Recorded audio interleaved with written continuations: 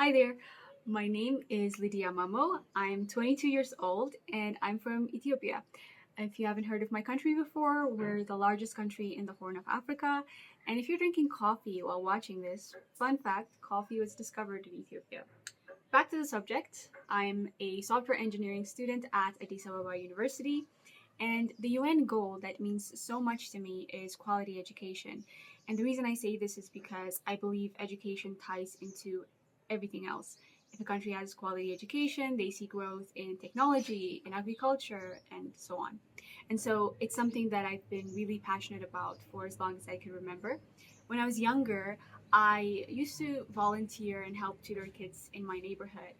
But as I got older and as I got into tech, I decided to work on something and build something that has a far wider reach.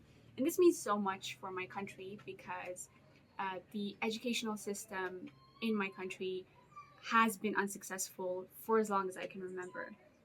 I mean, every year, only around 5% of students pass the university entrance examination.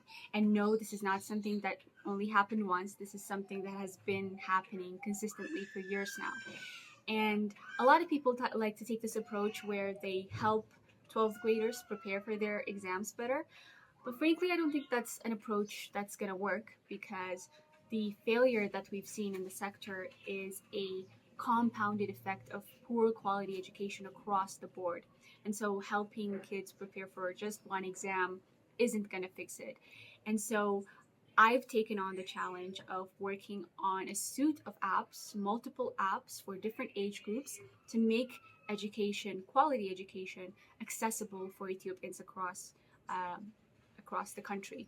And so the goal behind this app is to make education first accessible and also make learning and studying fun because kids like to have fun. And so right now I'm working on the app for the youngest age group for children aged 12 and under.